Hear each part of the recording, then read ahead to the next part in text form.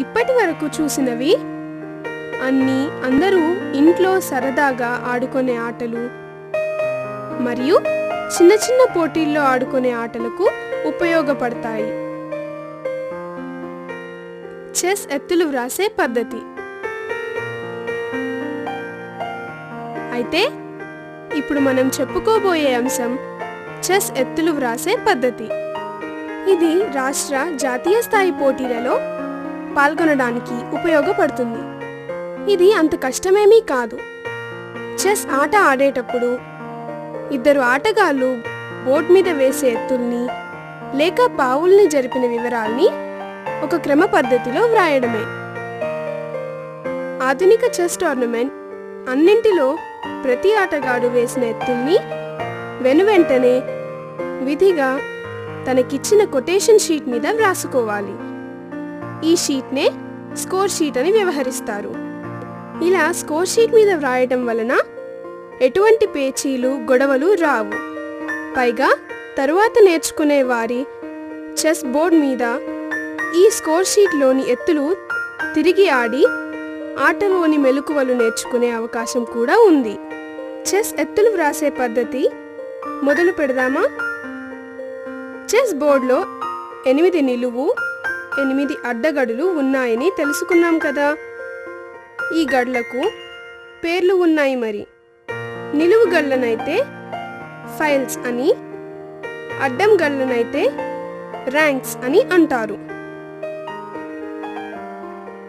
ఇప్పుడు ఫైల్ ర్యాంక్ల గురించి క్షుణ్ణంగా తెలుసుకుందామా?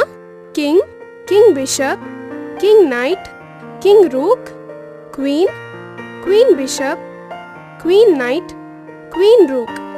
వీటిని ఆట ఆడేటప్పుడు మొత్తం రాయలేదు కదా, అందుకని షార్ట్గా K, KB, KN, KR, Q, QB, QN, QR అని వ్రాసుకుంటాం. ఇక పాన్ల విషయానికొస్తే పాన్లను కూడా కింగ్ సైడ్ పాన్స్ అని, క్వీన్ సైడ్ పాన్స్ అని అంటారు. అదేనండి, కింగ్ పాన్ని KP, king bishop pawn, king knight pawn, king rook pawn, queen pawn, queen bishop pawn, queen night pan, queen rook pan, ఇలాగే నలుపు రంగులోని పాన్లను కూడా పిలుస్తారు. ఫైల్స్, నిలువు గడులను ఫైల్స్ అని పిలుస్తామని అనుకున్నాం కదా. ప్రతి ఫైలును గడులలో ఉండే పావుల పేర్లతో పిలుస్తాము. అవి king file, king bishop file, king night file, king rook file, queen file, queen bishop file, queen night file, queen rook file. ఇక ర్యాంక్. బోర్డ్ మీద అడ్డగళ్లను ర్యాంకులు అంటాము. ప్రతి ఆటగాడు తన వైపు నుండి అవతల వైపునకు 1 నుండి 8 ర్యాంకు వరకు లెక్క పెట్టుకుంటారు. మొదటిగా తెలుపు బలగం ఆటగాడి వైపు నుండి first rank, second rank, third rank, fourth rank, fifth rank, sixth rank, seventh rank, eighth rank.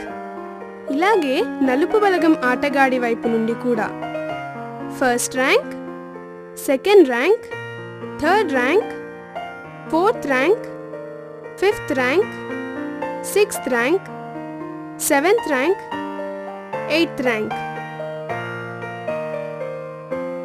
ఇరువురి ఆటగాళ్ళు ఇద్దరి యొక్క ఎత్తులను రాసుకోవాలి. ముందుగా అడుగులు వేసేది తెల్ల పావులు కనుక ముందు రాసుకునే ఎత్తు తెల్ల ప్రత్యర్థికి, తరువాత రాసేది నల్ల ప్రత్యర్థికి సంబంధించినదిగా ఉండాలి.